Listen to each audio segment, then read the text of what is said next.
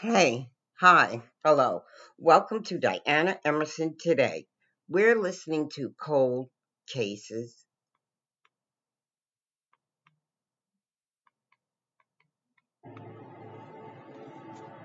I remember meeting Janelle.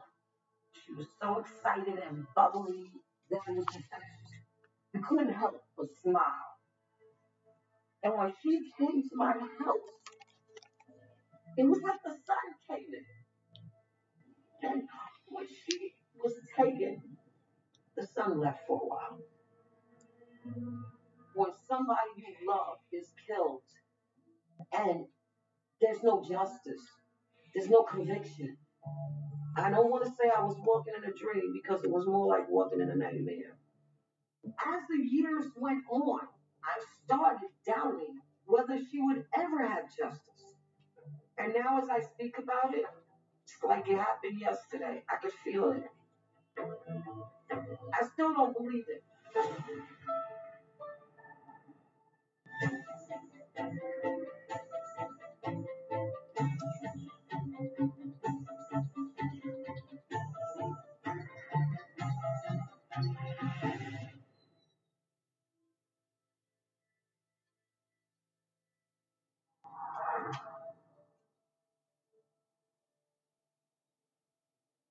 It's Monday morning, the start of another week at Red Bank Middle School.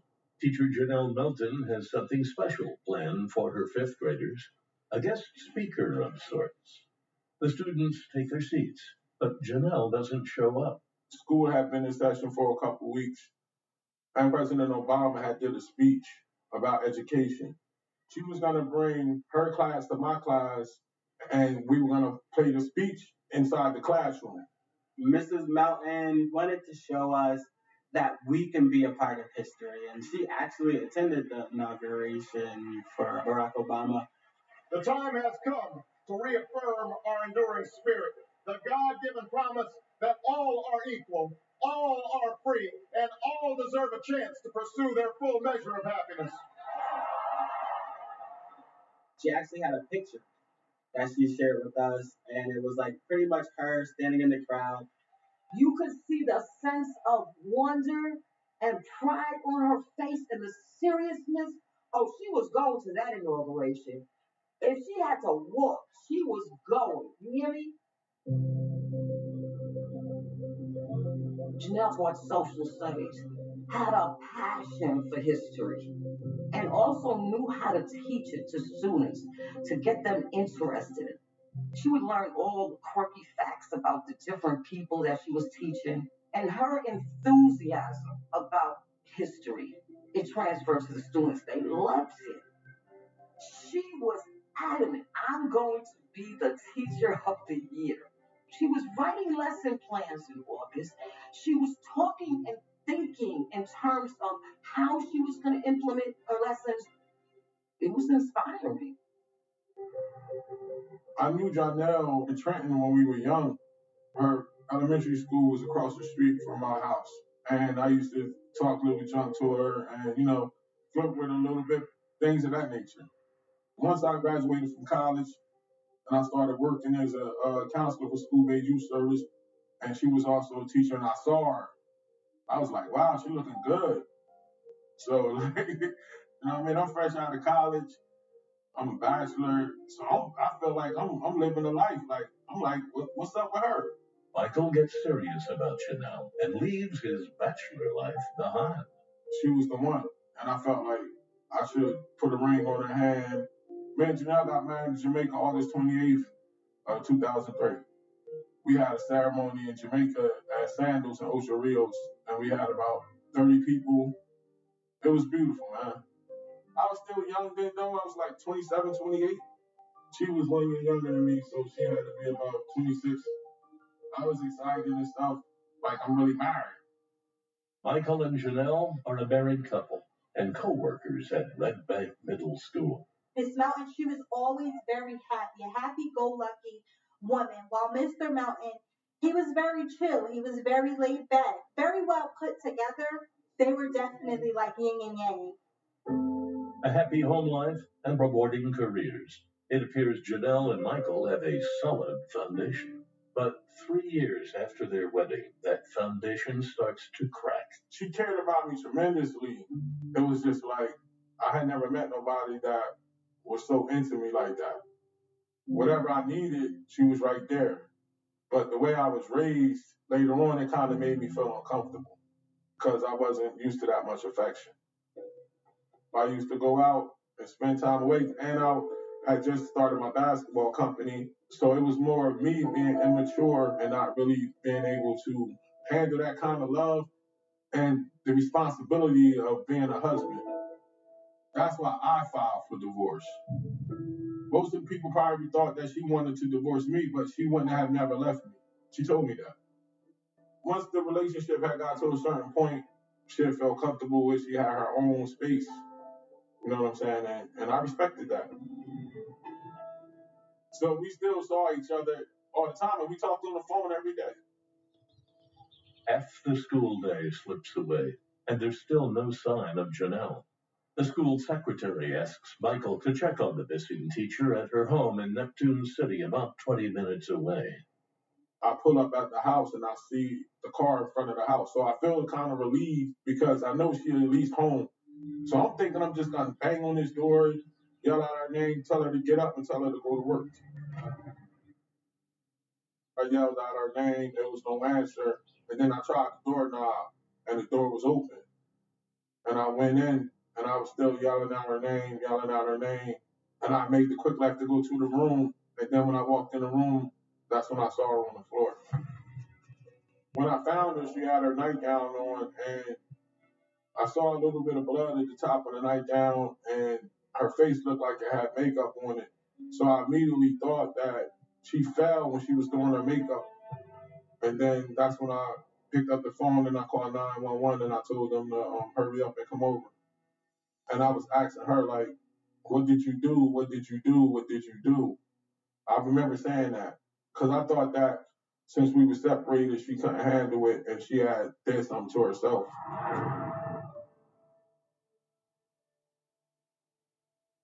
Paramedics arrive within minutes of Michael's call. When they came, the first person went up to her and he was like, Miss, ma'am. He felt her neck. And then that's when he told me she was dead. Then that's when I just like dropped on my knees. I started crying. Then he said, you got to get out of here. Yeah, I guess because it's a crime scene now. It was like surreal, like I was living a movie. I couldn't believe it. I just started screaming. A shell-shocked Michael Melton calls Red Bank Middle School and breaks the horrible news to Janelle's coworkers. I talked to the secretary, and I'm like crying hysterically and stuff.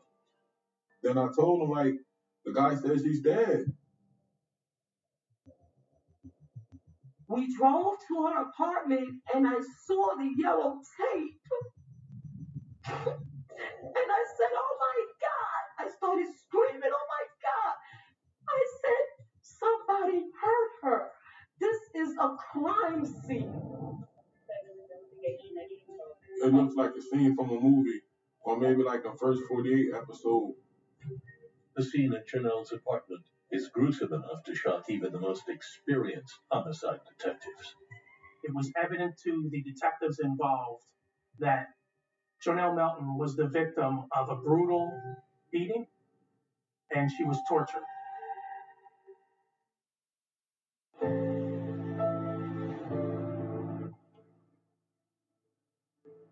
I worked as the supervising lieutenant in charge of the forensic unit. I received a call from the local departments that they had come in contact with a deceased woman in an apartment complex.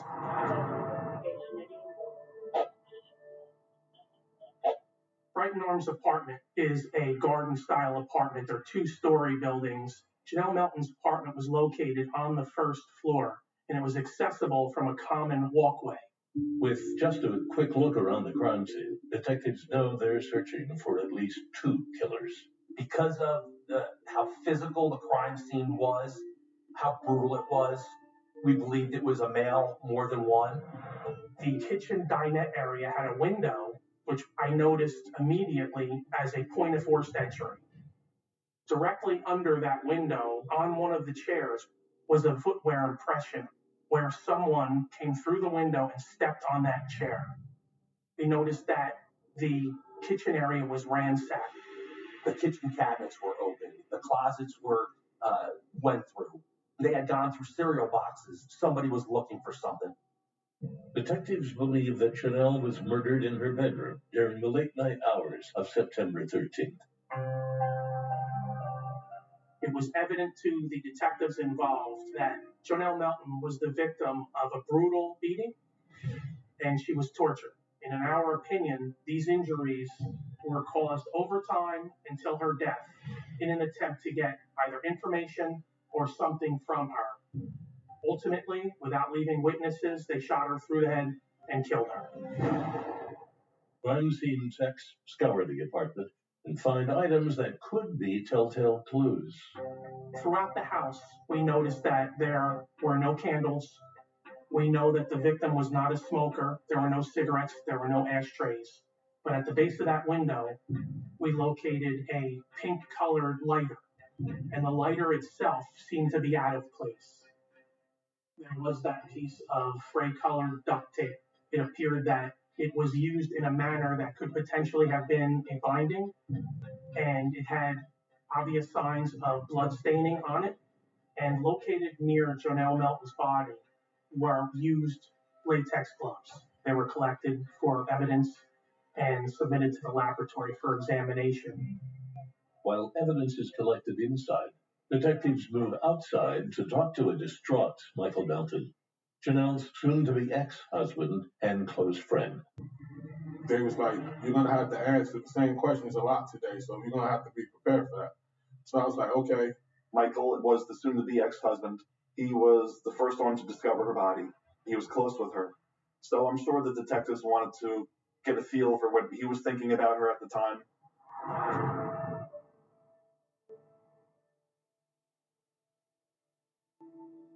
After almost an hour of waiting, detectives move in and pepper him with questions.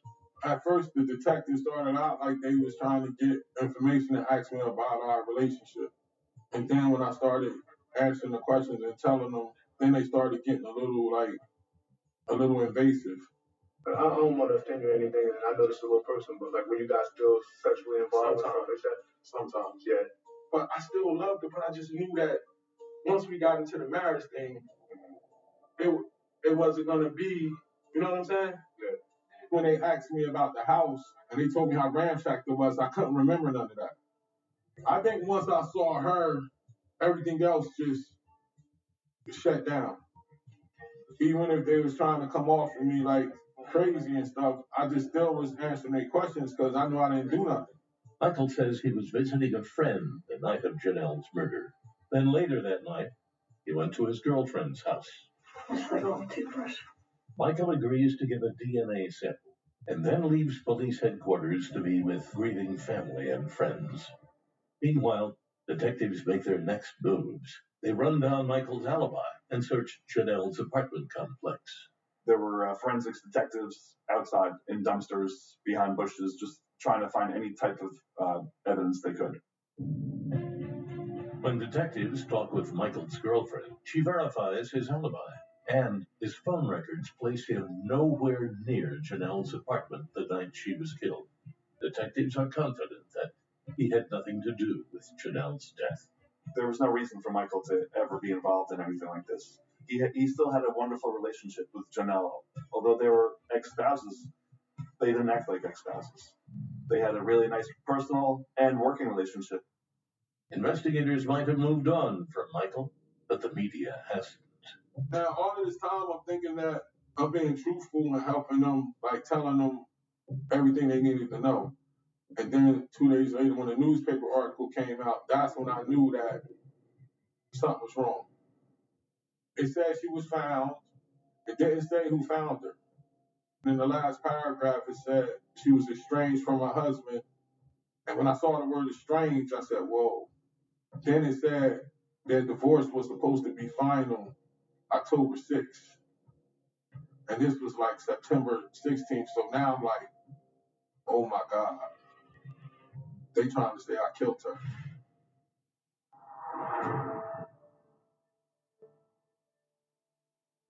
Janelle's friends, family, and colleagues gather to say their final goodbyes. They actually shut school down for the funeral. When we went in, that's when it all became real for me. Like, I know I got up and I spoke on the stage. I can't tell you everything I said. I don't want to say I was walking in a dream because it was more like walking in a nightmare. I'm sitting in the front, look down the aisle, and the 3 detectives is walking down the aisle. Terror just went through me. I was scared. They just walked past and shook my hand and gave my condolences. But then they was in the lobby area talking to her different friends, asking them different stuff and this and that. And I just felt that was so disrespectful. After the funeral, Michael takes steps to defend himself. Then one of my friends, he was an attorney, and he said that they're going to try to pin this on you. I'm going to represent you pro bono. Don't say nothing to them. Nobody, don't talk to them no more or anything. I can understand why Michael Melton had an attorney, because the way he was treated in the beginning as a suspect. All eyes is on me. So 100% I had to stop breathing and self-preservation. Everybody turned against me. When I get back to work, it's a memo on my desk. And the memo says you are not allowed to go into any schools and you can't have no contact with kids. Then I lost it. I just was like, why y'all treat me like a criminal? I didn't do anything. Like, why y'all doing this to me? With his attorney in tow, Michael meets with school officials to discuss his employment. He agrees to take a desk job while the investigation continues. Now, the school is right behind the Board of Education. So I'm seeing these kids, but I can't go into the school and I can't have no contact with them. 2 months after Janelle's murder, DNA tests done on duct tape found at the crime scene are in. The test results have investigators right back where they started. The evidence came back. The duct tape found in the hallway came back to Mike Melton.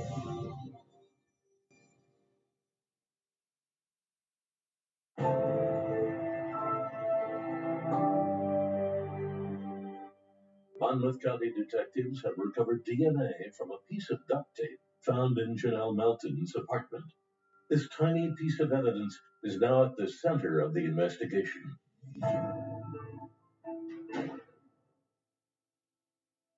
The New Jersey State Police Laboratory was able to determine that there were 2 contributors of DNA-able material on that item. Jonelle Melton, because of the blood on the item, and Michael Melton, Jonelle's husband. Investigators believe the duct tape they found in the hallway was used to bind Janelle to a chair before the attack. Today I found Janelle, my sneaker got caught on the duct tape. So then when I pulled the duct tape off of my shoe, that's how my DNA got found on the duct tape. He was checking to see if she was still alive, so of course his fingerprints and DNA are going to be on the duct tape. I mean, obviously he cared for her, so anybody going into a scene like that would want to see if that person was alive. Forensic tests on the crime evidence are murky. There's no clear-cut answer on the boot print, and techs can't lift a usable fingerprint from the latex gloves. In the case of the cigarette lighter, DNA-able evidence was recovered, but they were unable to identify who the major contributor was on that item. As a result, I requested that we transport that evidence to the New York City Medical Examiner's Office for additional DNA analysis. They had great advances in DNA analysis, and we were able to, on occasion, either exclude or include a potential donor. While they wait for DNA results on the lighter, which could take months or even years, detectives take a second look at some of the tips they'd received early on. Well, back in 2009, Brighton Arms was generally safe, so everyone was really shocked, especially the residents who have lived there for years. In one instance, one of the neighbors thought he heard a loud noise. They don't call the police. The lady down the apartment 2 from Janelle, her dogs are awoken. She sees somebody in the back of that apartment complex. She doesn't call the police.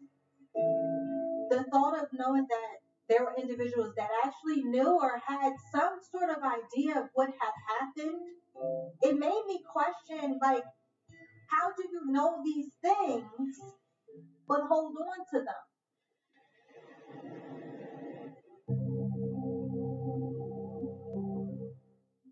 I was actually angered at the fact that no one was caught or no one witnessed anything or, no one came forward and for us not to have any answers. There were so many emotions going through me. The case drags on without an arrest, leaving Michael Melton in limbo. He lives his life under a dark cloud of suspicion. Everybody turned against me. Her family turned against me. I knew that they thought I did it. Everywhere you go, you feel like people pointing at you. You feel the chatter. You can't really go to no like football games or basketball games. The grocery stores, everywhere I went, I felt shame, even though I didn't do nothing. That was the only time in my life I ever contemplated suicide. That's when the drinking started. I just went into sin because that's the only thing gave me instant gratification at the time to help me escape.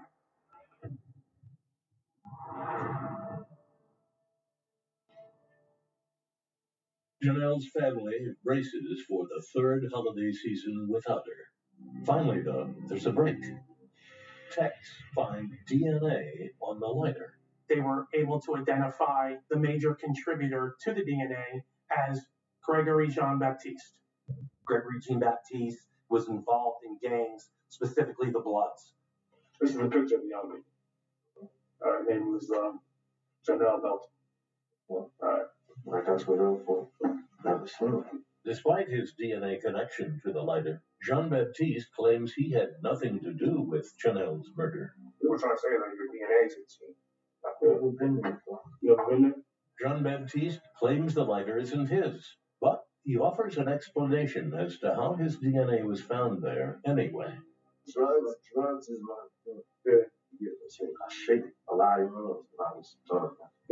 The DNA evidence puts investigators' focus on Jean-Baptiste, but DNA alone isn't enough to charge him with Janelle's murder. Without something more, Jean-Baptiste will go free. Not only do we have to accept the fact that she was murdered, but I have to also accept the fact that there's no justice.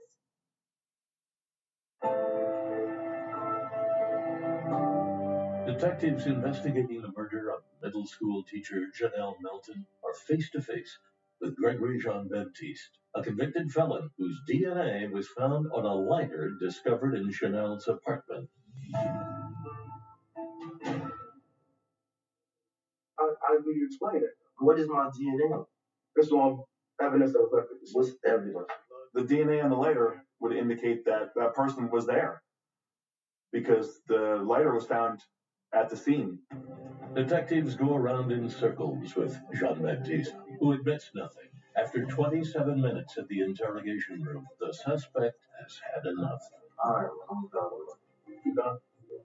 Detectives believe that Jean-Baptiste, possibly along with others, murdered Janelle Melton, but they have no way to prove it. Jean-Baptiste denies everything, and there are no witnesses. The case of the teacher who never showed up for class goes as cold as the ice in the Red Bank Armory.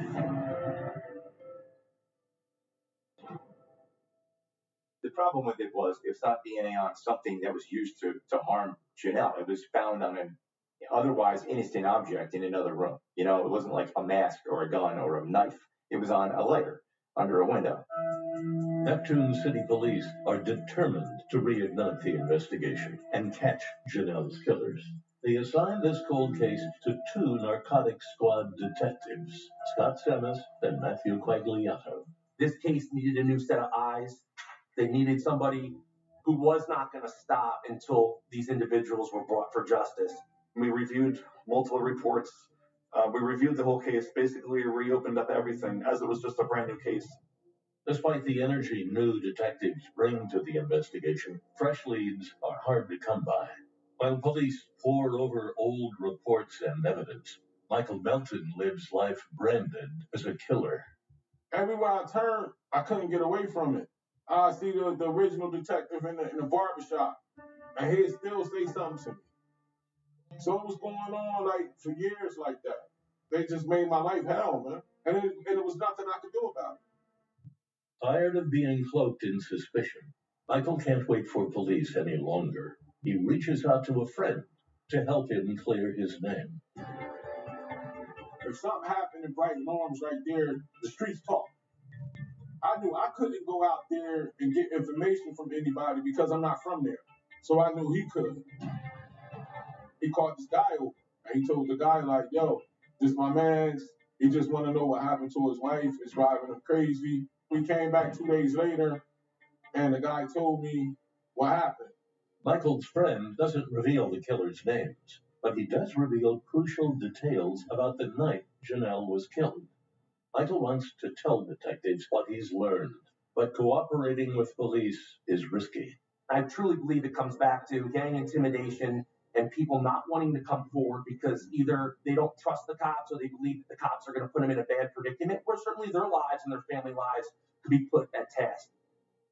Do you feel nervous about talking to him? Not really, because at that point, if something would have happened to me, I didn't really care. Like, it was that part of life where, like, how worse, only thing worse was death. Despite the danger, Michael tells detectives what he's heard. According to Michael's source, the killers were not after Janelle on the night of the murder. So information had come off the street that individuals, gang members, were looking to rob a drug dealer named David Munch, an individual who lived directly next to Janelle. He said that the guy that lived next door to her had $15,000 in the freezer and some drugs in the house, and the girlfriend was running her mouth at a party, and some stick-up kids heard her at the party. So they came to rob their house, and then they went to the wrong house. And then I guess they assumed that Janelle was the girlfriend. Now I knew that somebody else besides me knew I didn't have nothing to do with it. You get what I'm saying? Because people could say they believe you, but now somebody else besides me I knew that. Michael's cooperation with police might pay off. The theory that the killers went to the wrong apartment makes sense to investigators. The way Brighton Arms is set up, the apartments all look the same. Every window from every apartment is the same. It's extremely hard from that backside to identify what apartment is the exact apartment that you're looking for. Investigators now know the target was David James, aka Munch. But that only gets them so far. They still have no idea who the killers are. We were working 12-hour days, but we were moving forward and documenting all the individuals we were speaking with. And I continued to hit the streets and my confidential sources that I had used in the past for information. Finally, the hard work pays off. An informant gives Seventh the names of 3 men who allegedly killed Janelle. The informant also says a 4th person, a woman, was the getaway driver. The information coming into me was that these individuals, Ebenezer Byrd, Gregory Jean Baptiste, and Jerry Spaulding, with a female, committed this horrific homicide. They were in gangs, specifically the Bloods. The different sets were different at the times, but certainly Ebenezer Byrd was running this group, and he continued to run the group when he was in prison. John Baptiste, Byrd, and Spaulding deny they had anything to do with the murder. As long as the 3 men stick to their stories, police can't charge them with anything. Unless they find a witness who can put them at the scene. Eventually, I get a phone call from a number on my phone that I don't recognize, and it's a family member from a girl named Norika Scott. Now, Norika Scott was also a girlfriend of Ebenezer Byrd. According to Samus's informant, Ebenezer Byrd is one of the 3 killers. If Byrd and Norika Scott are in a relationship, there's a chance she could confirm the informant's story, or even give Samus something else he could use to solve this murder. It was key for me to identify the driver who drove these individuals to the crime scene. I don't really give a damn what happened.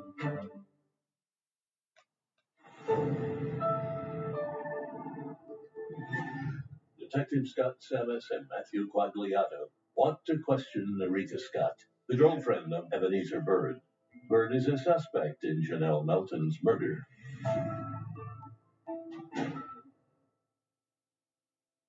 Bird is known to run with Gregory Jean-Baptiste and Jerry Spaulding. According to an informant, the three men killed Janelle on September 13, 2009.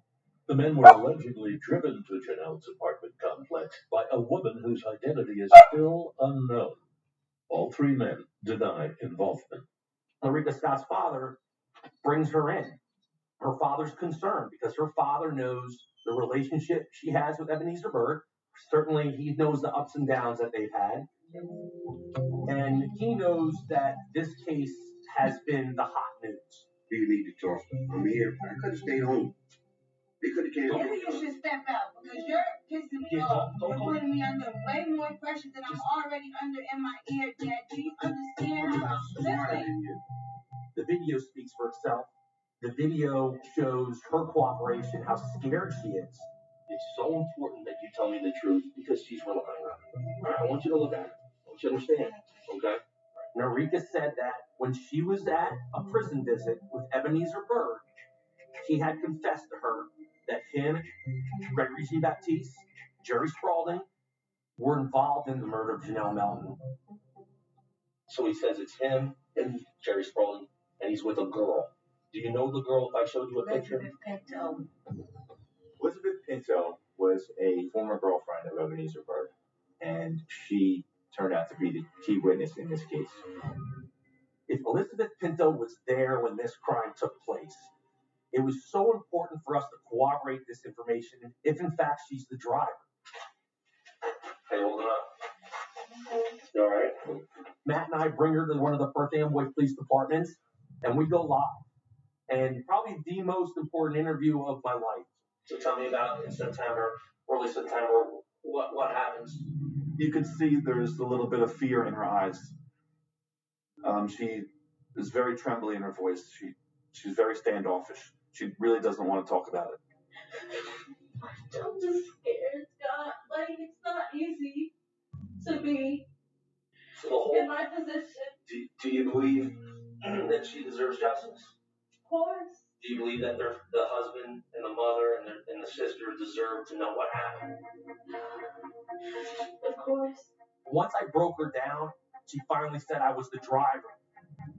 They all get dressed up in black. Just say, I've done it before, and they tell me to drop them off. I drop them off at a location. Let's slow down a little bit. I go over with pictures of these guys. Who's this? That's Ebenezer Bird. Who's this? Gregory Jean-Baptiste. Who's this?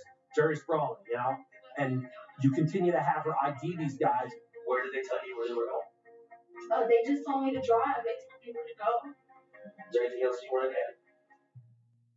I'm sorry this happened to them. I'm sorry. I couldn't say it sooner. Okay. When you're finally getting this years later, and you're thinking about Mike, and you're thinking about Janelle's mom and sisters, it's such a rush. That confession was huge, but it wasn't over with. Elizabeth Pinto pled to conspiracy. As part of her plea, she entered into an agreement through which she had to cooperate. Pinto agrees to testify, and she even goes a step further. She offers to show Samus exactly what happened the night of the murder. During their ride-along, Pinto says that Bird, Jean-Baptiste, and Spaulding put on latex gloves. From Pinto's description, they sound a lot like the gloves found at the crime scene. She said she parked up on the area where this white van is going now, and she says that she sees them walking across towards Brighton Arms right there. It's a direct path of where Brighton Arms 2 was and where Janelle Melton was living at the time. Elizabeth Pinto says that she stays there for a while, and then after approximately 10 to 15 minutes, all three individuals come back running. Pinto's tour establishes her as a rock-solid witness. Phone records also corroborate Pinto's account. placing Bird, Jean-Baptiste, and Spaulding at Brighton Arms Apartments the night of the murder. It's enough for Samus and Quagliato to finally make an arrest.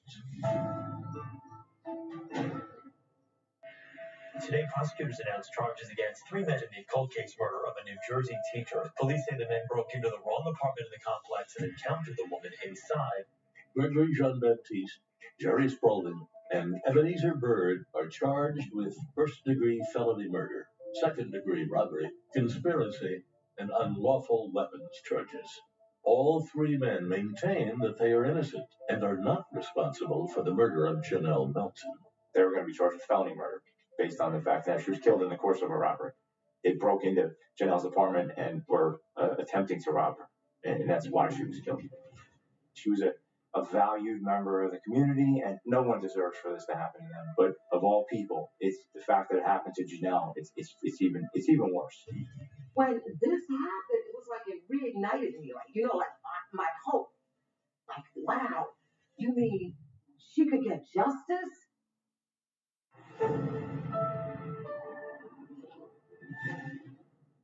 We knew this was the trial of our lifetime. We absolutely knew that. We came this far to make the arrests, and we wanted to put full justice for Janelle.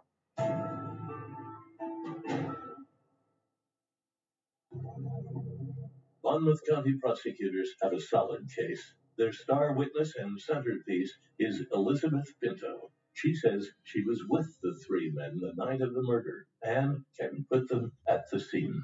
I'm walking, and then I see the 3 guys over here on the left. I see the attorneys, and then I see the jury. And then I go up and sit down, and it's like, wow, this is real. The defendants had no connection to the victim whatsoever. In fact, they were in the wrong place. So they have a completely innocent victim who had nothing worth stealing in her apartment. She was not the target of any crime for any rational reason. It's so important that these witnesses testify. Giving information is one thing, but getting on the stand and providing the truth and corroborated truth is a whole different story. Throughout the trial, there's contentious motions going on between the defense and the state. They tried to make it look like Mike Melton did it, and that really didn't happen based on the evidence. Police tested so many different items of evidence and went through so much forensic testing, and yet still the defense is, well, what about this? They didn't test this, or they didn't do that. They could have done this. What if? That type of thing. So we had to counteract that. The prosecutors then tell the jury what they believe happened the night Janelle was murdered. So the night of September 13th into September 14th, Janelle was home by herself. At that same time, Elizabeth Pinto is going over to Ebenezer Bird's mom's house in Asbury Park, where she finds Bird, Jean-Baptiste, and Spaulding getting ready for what they're about to do. They drive over. She parks the car. They tell her to wait for them. 2 of them break in through the back. Jean-Baptiste goes in through the window, drops the lighter, steps on a chair, leaves a footprint, and then walks down, opens a sliding glass door so the second person can get in. Now there's multiple of them in the apartment. They find Janelle in the bedroom, find her, they hold her down. They're looking for money in Munch's freezer, and they're not finding it. And then finally, when they realize that they're in the wrong place, they shoot her in the head, and they leave her for dead. DNA found on the lighter puts Gregory Jean-Baptiste at the scene.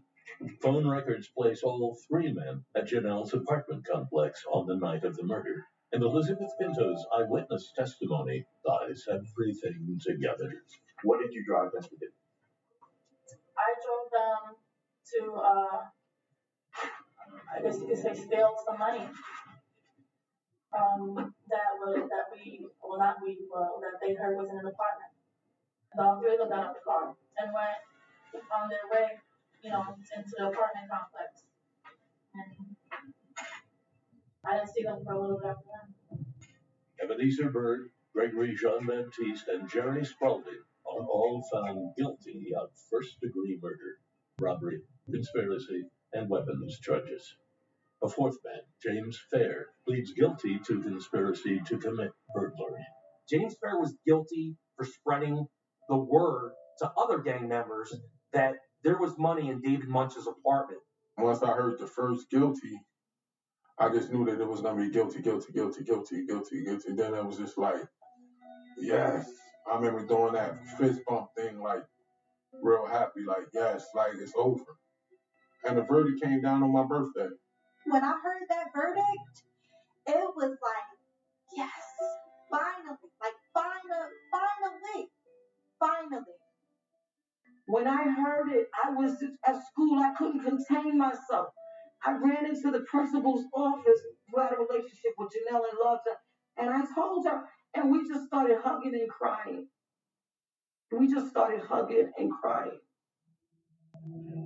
Gregory Jean-Baptiste, Ebenezer Byrd, and Jerry Spalding are all sentenced to life in prison. Despite their convictions, all three men still claim to be innocent. In exchange for her cooperation, Elizabeth Pinto is allowed to plead guilty to conspiracy and is sentenced to probation.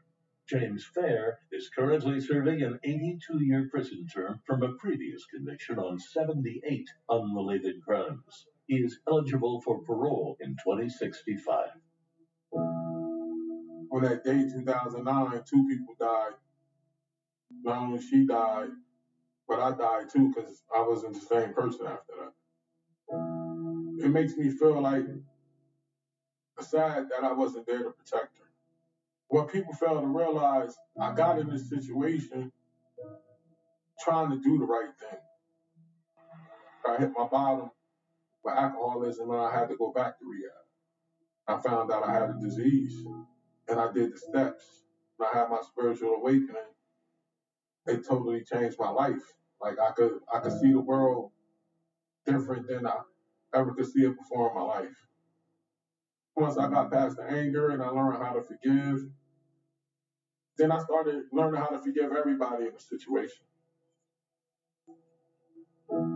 I miss Miss Melton, her laughter. I miss, the jokes that she made. And to believe it or not, even though it was annoying sometimes, I miss when she used to play with my ears. I've succeeded. I went off to college. I made it.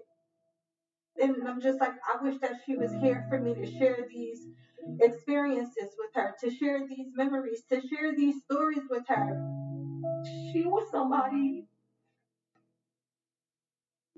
that I knew was in this world that knew me and still loved me. She always saw the best in people, and she always saw their potential. I miss her. I guess I'll always miss her. Here we are, like 12 years, something like that. The pain and the anguish has diminished, but the missing her, that's still right there. It's right there.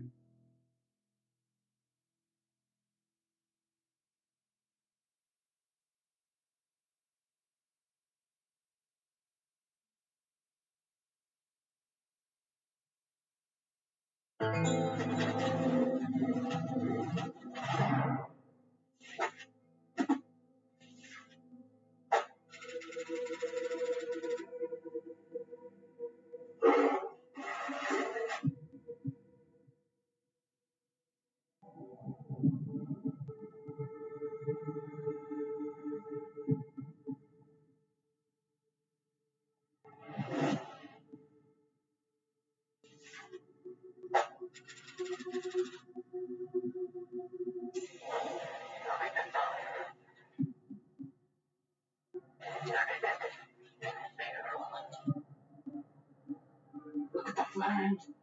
Listen to the clouds yell. Thank you, ladies and gentlemen.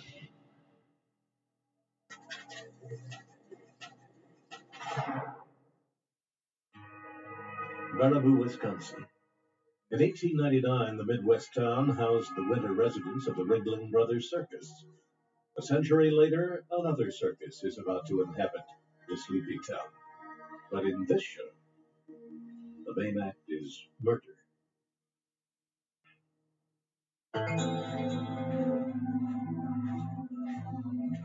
Friday afternoon in Sauk County, Wisconsin. At 3:45, Detective Joseph Welch answers a call about a family finding a strange bag by the river. The mother was on the beach. They had come over and they were actually poking at what they had thought at the time was garbage. And they had poked it open, told the mother that they had found something. She came back and looked and found that it was a human torso. A female torso wrapped in a black canvas bag. The remains are fresh, deposited on the beach within the past 7 days. Search teams immediately begin patrolling the banks for the rest of the body. By Saturday morning, 4 more bags are recovered. Each contains a separate limb. When Detective Welch moves in for a closer look, the merely horrific turns bizarre. The femurs, both femurs were completely skinned. The legs, the skin, along with the flesh, was removed, and that was found in a bag. Another very unique aspect of the body was how precisely this young lady was dismembered. Special Agent Liz Fiegels views the disarticulation of the corpse as an investigative key, a window perhaps into the mindset of a killer. Disarticulation specifically refers to the taking apart of the joints as opposed to hacking or cutting, and it was done almost with surgical precision. On Saturday afternoon, 24 hours after the torso was discovered, search teams find the victim's head amidst a thicket of brush on the river's north bank. When it's placed next to the recovered arms and legs, the investigation takes yet another twist. The skin from the face was actually removed. There was no skin on the face at all, and the scalp, along with the nose, was removed from the skull. It completely precluded her identity, at least for a facial recognition. You know, there's no way that you could have shown this photograph to anybody and had any sort of compassion or concern for them as possible surviving victims of their loved one. A skull without a face. Whoever killed the young woman clearly did not want her identified. Fiegels and Welch believe if they can find the identity of their Jane Doe, she will lead them to her killer. On the first floor of the State Historical Society, behind the banners and colonnades, dwells the Indian Burial Department. Inside, forensic anthropologist Leslie Eisenberg studies the art of reading bones. Most of her specimens date back hundreds of years. Occasionally, however, she is called upon to read the tea leaves in an active murder investigation. One of the ways that forensic anthropologists can contribute to a case that's otherwise unidentifiable is to provide information on the sex of the individual, the age of the individual, the stature, and the ancestry. Eisenberg is asked to examine the Jane Doe remains. Based on my examination and measurements of various bones, the height was estimated at between 5 feet and 5'4". The age, in my opinion, was 18 to 24, and ancestry was African American. Eisenberg's findings provide detectives with their first toehold in the investigation. Jane Doe's profile is cross-referenced against missing persons from across the country. Now, certainly we had to notify all law enforcement nationwide using the teletype system. Then we entered her parameters, unidentified deceased victim, in NCIC, the National Crime Information Center, for any possible, what we call hits, of similar missing females. The remains of the victim show evidence of decapitation. And then we also used a press conference to get our information out to the community and get leads coming in, at least locally. The story gets local, then national play. A phone bank is set up. Over 1,000 hits are registered. All potential leads on missing black females.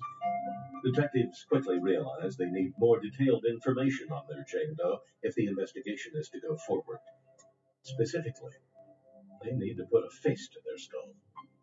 Giving them the information that this was a female black, giving them the height and weight was not going to give us a lot of information at all. It was that we needed to actually have a physical photograph that people could look at on a poster to attempt to identify this person. Detectives want to undertake a facial reconstruction of the skull.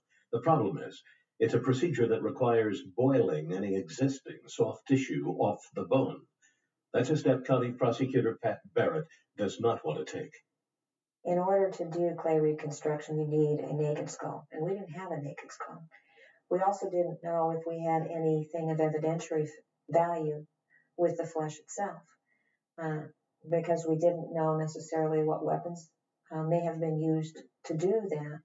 We didn't know what we would miss by taking any of that flesh away.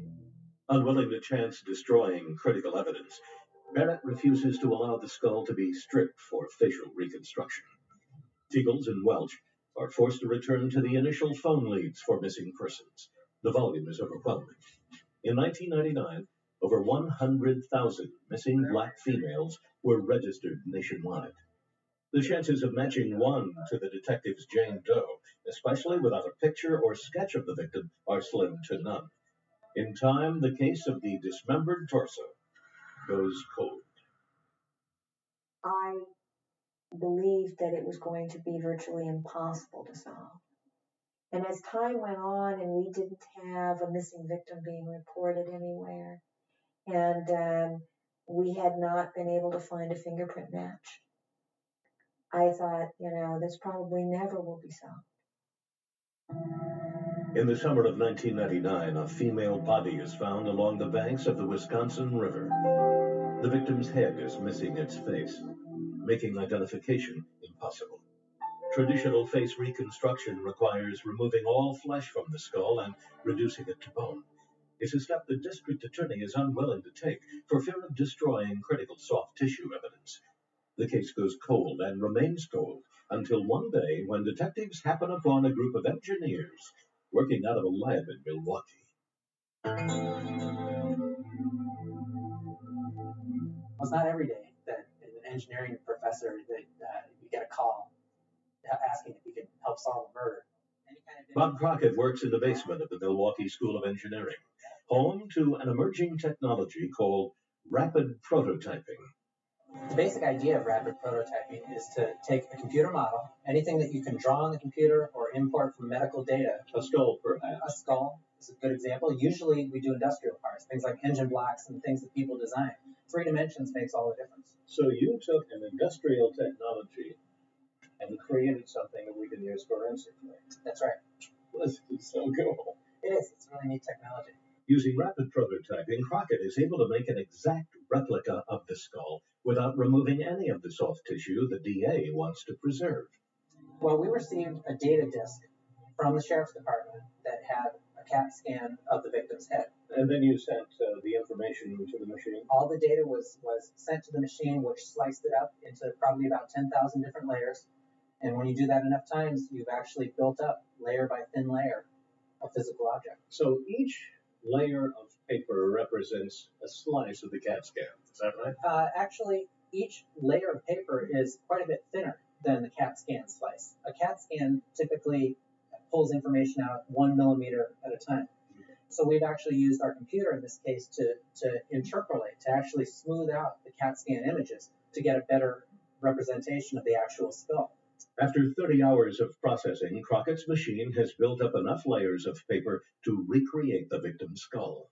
And after all the layers are bonded together, you have something that looks like this.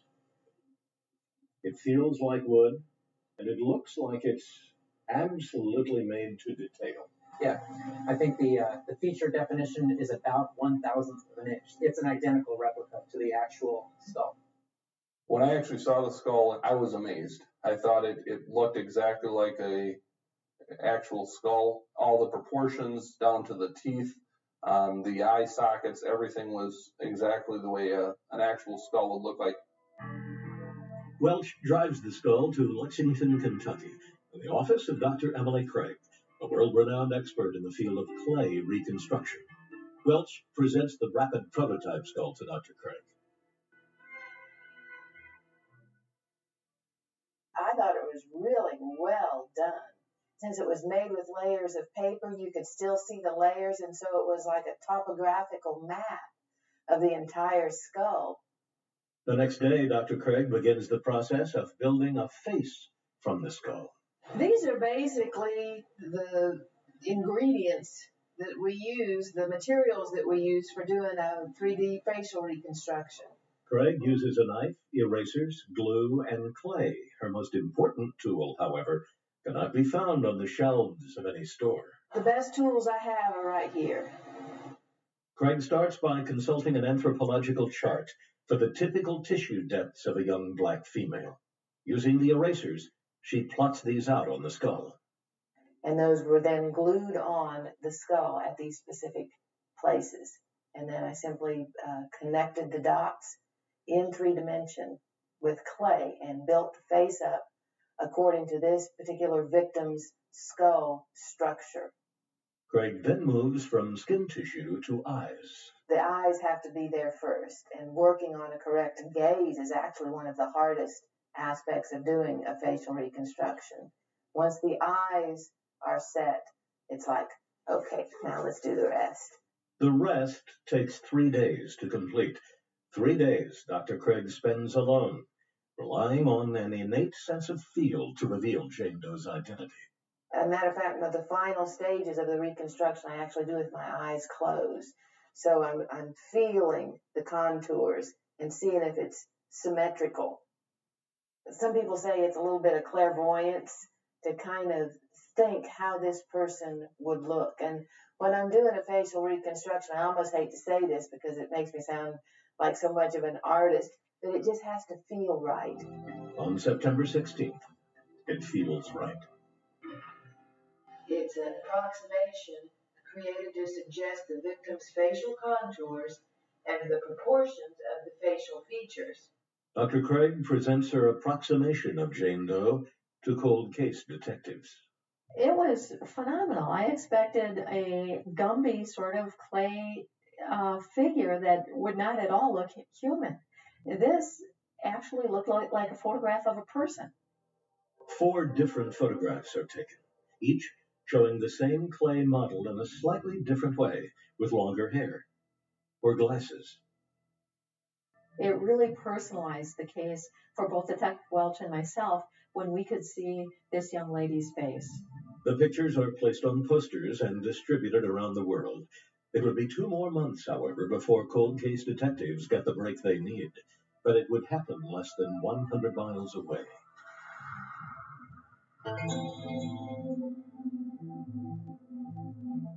Winter in western Wisconsin.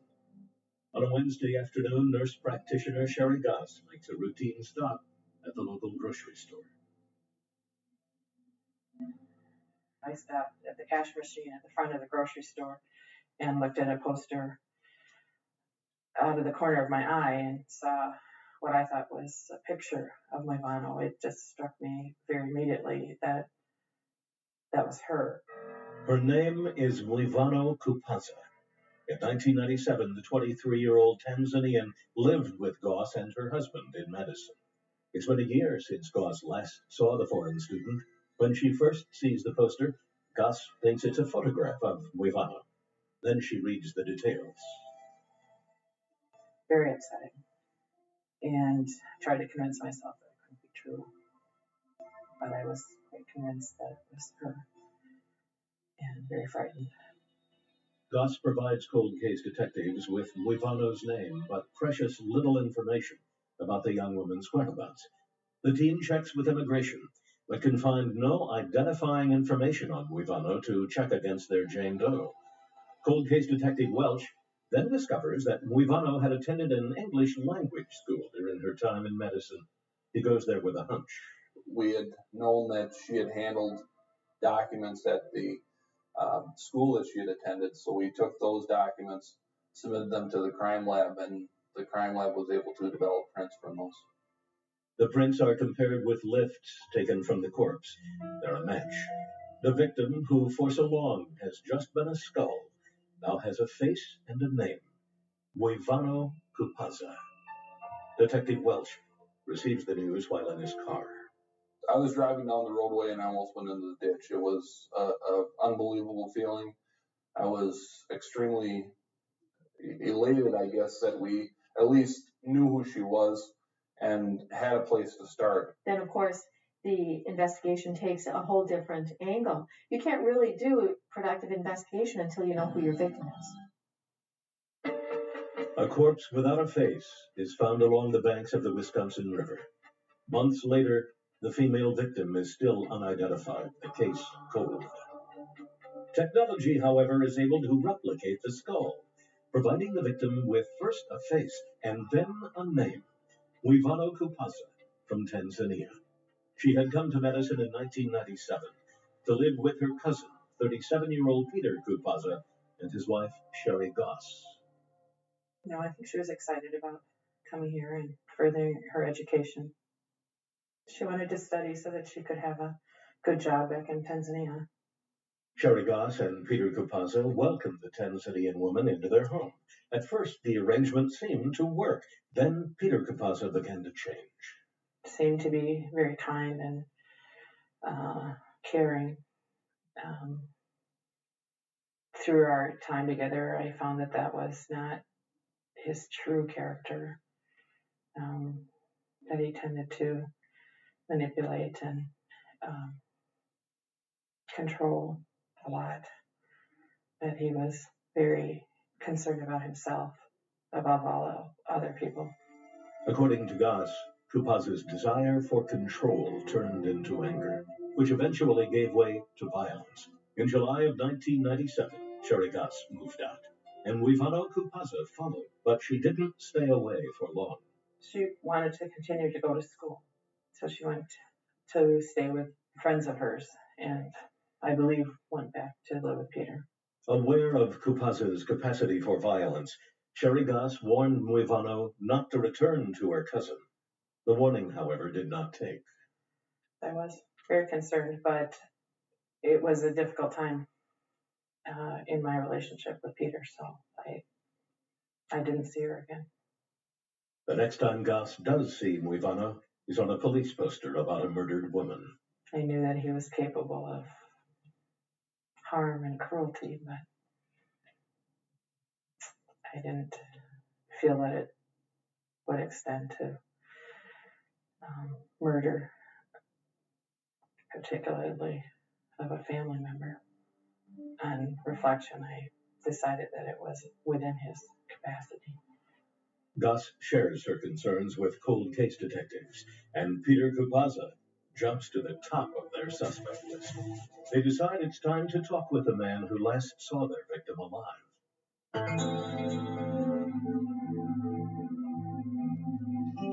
January 31st, 7:30 p.m.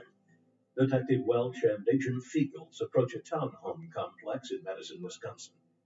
They are there to execute a search warrant for the home of Peter Kupasa. As they ring apartment 107, Kupasa answers the door. We showed him the reconstruction. I asked him if it looked like anyone that he had ever seen before. He had said, no, it does not. Everybody else we showed that poster to didn't miss a beat and says, that looks just like Movano.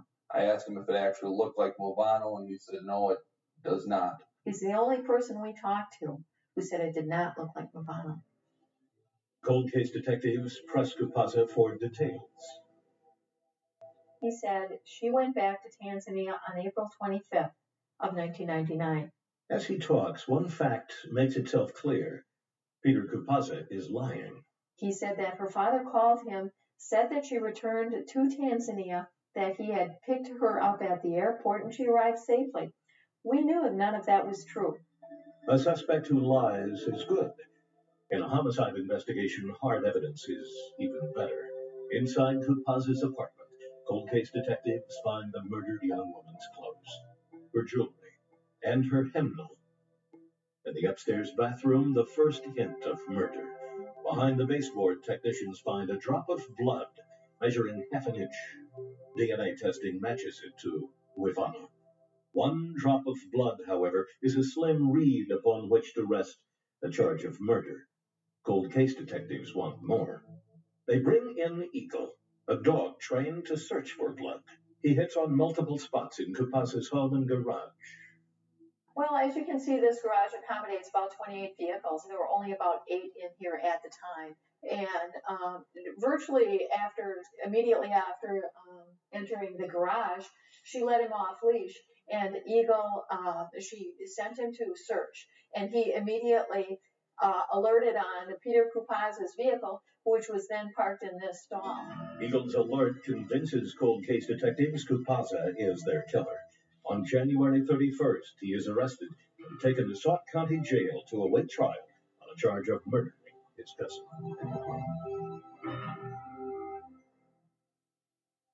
On June 12th, Peter Kupaza stands trial for the murder of his cousin Muivano. Watching from the front row of the courtroom sits Muivano's parents. They are also the accused's aunt and uncle. Pat Barrett delivers the prosecution's opening statement.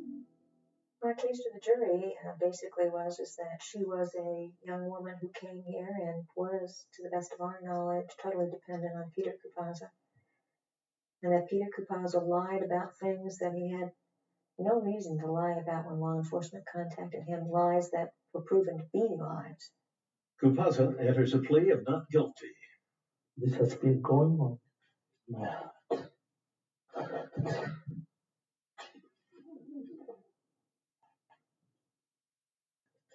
I don't know what to say, but I would like to tell you today that I did not do this. His defense focuses not on what the prosecution has, but on what is missing.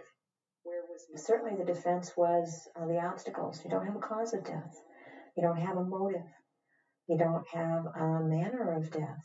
You don't have any weapons. You don't have any smoking gun. What the prosecution does have is Muivano's blood found in Peter Kupaza's bathroom. Barrett contends this is where Kupaza killed Muivano and then drained her blood in the bathtub. Central to the state's case is the work of the specialized canine, Eagle. The dog hid on every place the lab had already found blood, but it also hid on a lot of other locations where we could not visually detect anything. But we knew the dog was hitting on areas where there in fact was blood. Now, just because we can't see it doesn't mean it's not there. The dog has certainly a much stronger sense of smell than we have a sense of vision. For the jury to find Kupaza guilty, they must believe Eagle can and did detect blood throughout the suspect's home. The first item I'll be using is going to be beef blood. To illustrate that point, cold case detectives provide the court with a demonstration. Be soaking the handkerchief in the blood. Detective Welch soaks a series of cloths, one in beef blood, and then another in pig's blood. Final one that we're using is going to be human blood. Welch then takes one drop of human blood, puts it on a third piece of cloth, and then washes the cloth in cold water. Washed out. Welch and Barrett place 3 brown bags containing the different blood samples in separate areas of the courtroom. Eagle the dog is then brought in and asked to locate the human blood. The canine walks past the bags containing the animal blood and alerts on the cloth containing human blood. Show me where exactly. Eagle. This compelling demonstration, taken together with the blood evidence found in Kupaza's home and car, his inability to answer questions about Muivano's whereabouts, and the fact the accused was the last person to see the victim alive, comprises the prosecution's case for murder. After 9 hours of deliberation, the jury agrees that the case is sufficient and finds Peter Kupaza guilty of murder in the first degree. He's sentenced to life in prison. When the verdict was read, I had no idea Joe was doing this, but I was doing it at the same time. They polled each individual juror. Is this how you voted? They said, yes, yes, yes. Joe and I looked at each one of them and mouthed the words, thank you, thank you, thank you. Neither one of us knew that the other was doing it. Like so many others, Muivano Kupaza came to America a stranger. Like so many others, she trusted in the people she knew best, her family. Peter Kupaza repaid that trust with a violent and brutal death, cutting short the young woman's life and her dreams. Muivano Kupaza did not, however, die without a champion. Cold case investigators who took up her case to discover first who she was and then who was her killer. Muivano was buried in a cemetery close to Sherry Goss's home. woman who knew Muivano the best during her brief time in America. Her friend's memory may have been put to rest, but it will never be forgotten. Oh, I tried very hard to remember her smiling and happy and laughing. She's a very sweet person. That's my best memory of her. So I worked really hard to keep her living in my heart.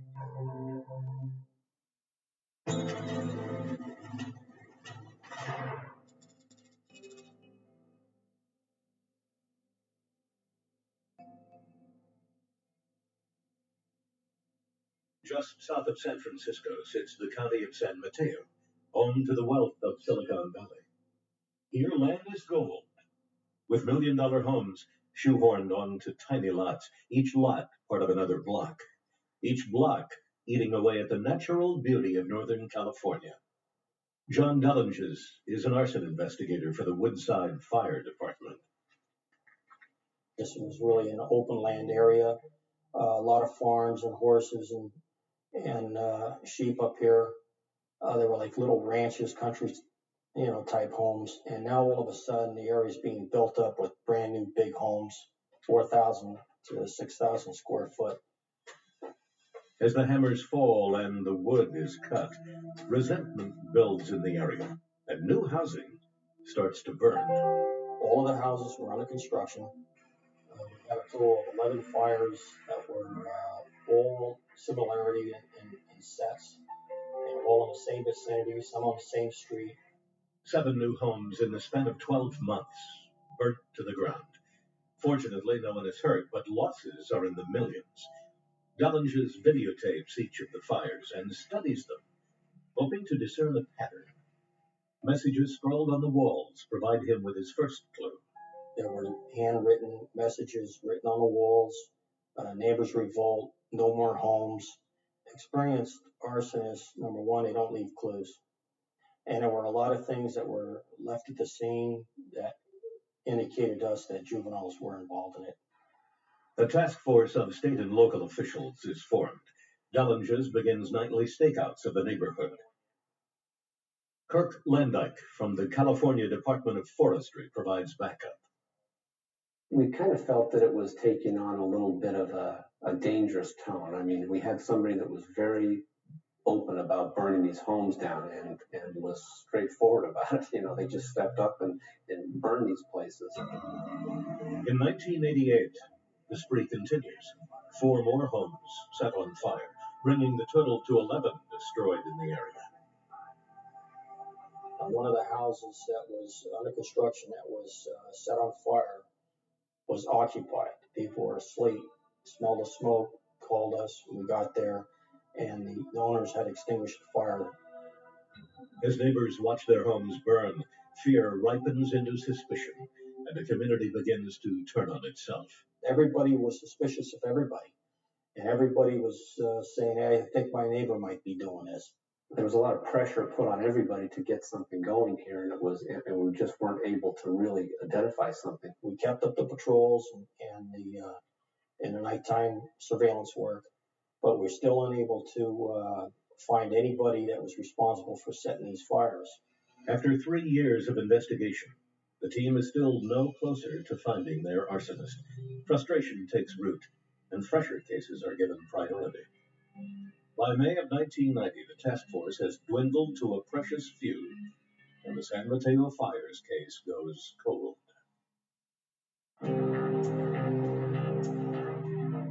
Highway 205, some 50 miles north of San Mateo County. A truck breaks down. A father and son got out to make repairs.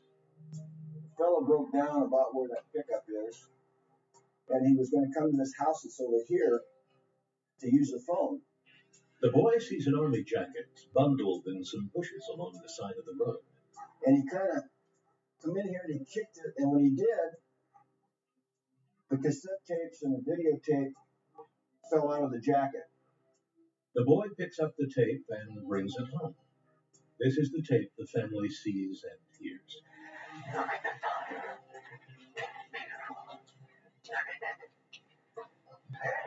when they got home, the father was viewing the videotape, and he stated that it scared him to death. The family takes the tape to police and eventually to George Wells, a fire investigator for San Joaquin County. And when I first saw it, I immediately thought that we were dealing with somebody that was very disturbed.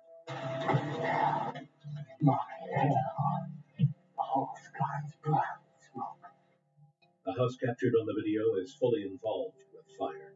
The narrator and person making the tape claims to have also set the fire. Wells concludes the blaze is not one his department is investigating. The mysterious tape is then sent out to fire conferences across the state and eventually to San Mateo County. And investigator John Dellinges. An investigator called us from Santa Clara County saying, hey, we have this tape. We want to bring it to your task force. I went to Sacramento, retrieved the tape, brought it back to San Mateo County, and early in the morning we viewed it and went from there. Look at it! Look at it! Look at it! This is hell! At first, the task force has little luck in identifying the house or fire as one of the San Mateo fires. Agent 7, Battalion 2, command. Then Dellinges remembers the videotapes he had made as part of his investigation into each of the fires. Frame by frame, he compares his tapes against the mysterious video. What I did was I took their tape, I set it up on a TV screen, and I set my tape, the fire department tape, on a TV screen, and looked at them both. He viewed a lamp post, a PG&E power pole, a trailer that began to pop up. The telephone pole and trailer. Highlighted in these frames of video are the keys for Dellinges, who pinpoints the house as one of the first to burn in Redwood City. Dellinges revisits the site and comes to a chilling realization. Whoever videotaped the blaze had stood behind a screen of bushes less than 50 feet from Dellinges on the night of the fire. The fire department's trying to put it out. I have somebody who was setting fires and hiding up in the bushes behind me, filming the same fire that I'm filming. And I've never, ever had this happen to me before. Look at the flames. Listen to the coyotes yell. After 3 years, this bizarre tape has given cold case investigators their first real break in the case. They believe whoever made the video either set the San Mateo fires or knows who did.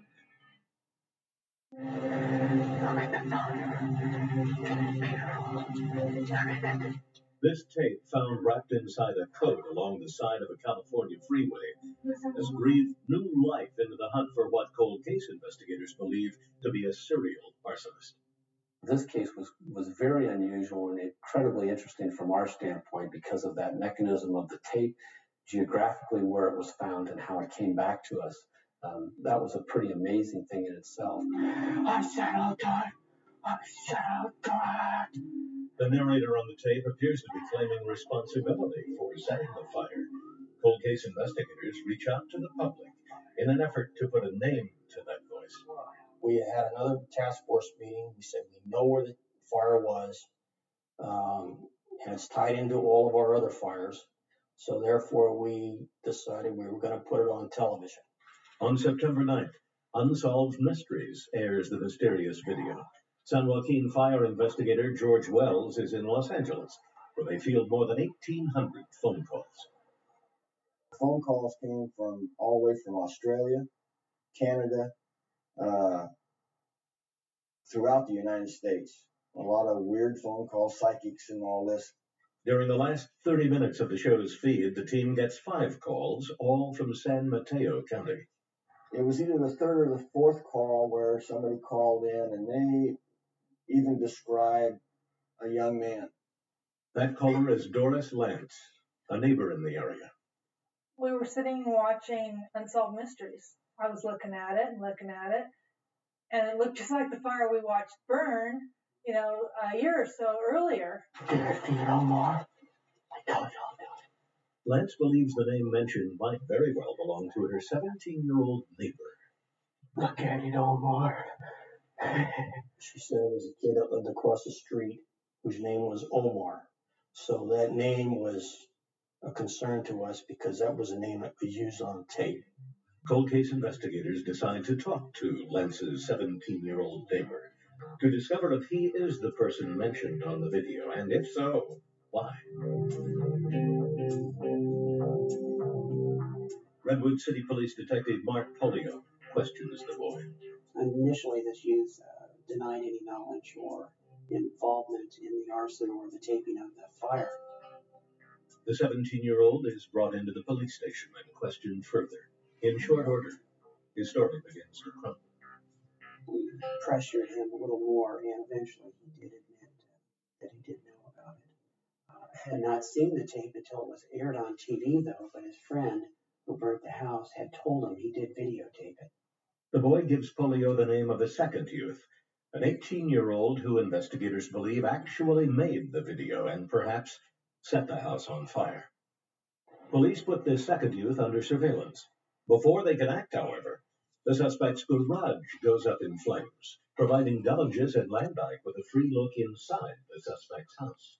And while investigating that particular fire, we came across some evidence that was disturbing to us. We found animal parts. We found what appeared to be, I don't want to say sacrifices, but we found things that led us to believe that that animals were being cut apart, were being sacrificed. We found a cutting table with a big blade. We found knives with blood on them. We found a Freddy Krueger mask, Freddy Krueger fingers.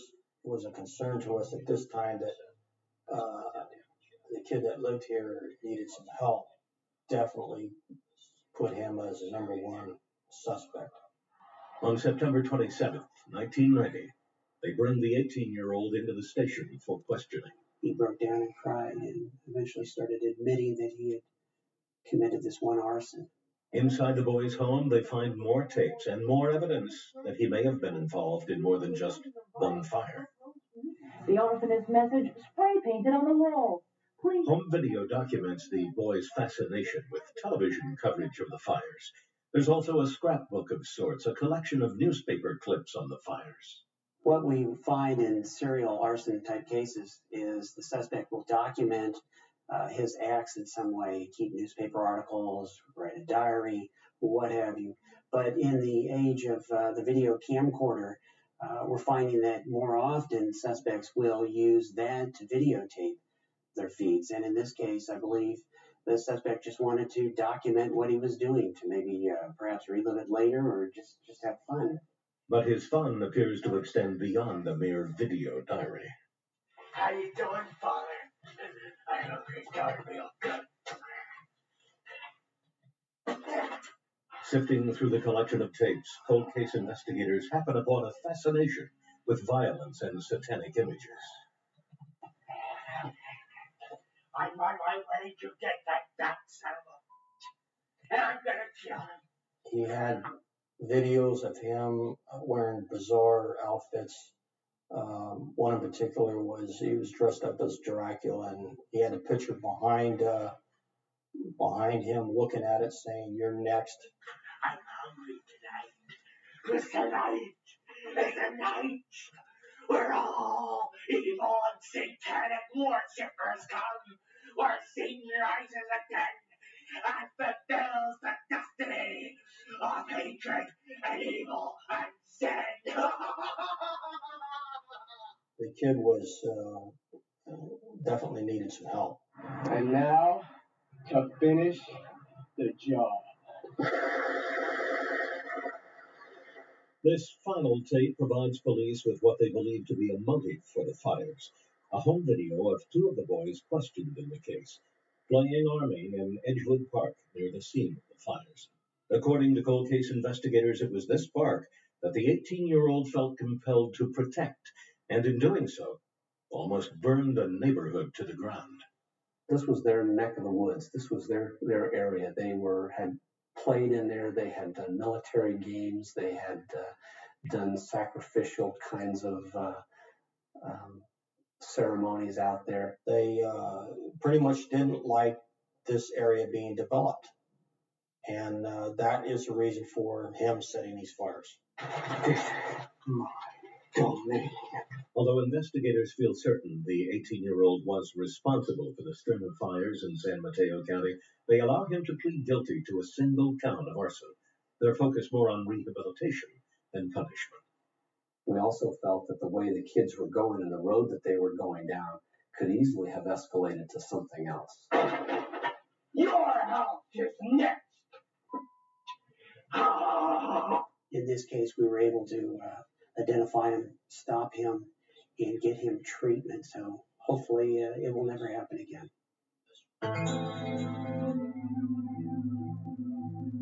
Today, this section of San Mateo County is quiet. The development boom has slowed but not subsided.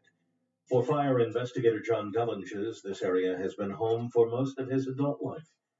He's seen it change, seen it grow, and seen the pains that come with growth. Dellinges views his job as a simple one, to serve and protect. In the case of the San Mateo arson fires, it was a responsibility he did not take lightly or relinquish easily. Our agency attributes the success of the case to Captain Dellinges out of Woodside, and he refused to let go of it. It was an investigation I wasn't going to close, and my job was to stay on as long as I had to in order to solve it.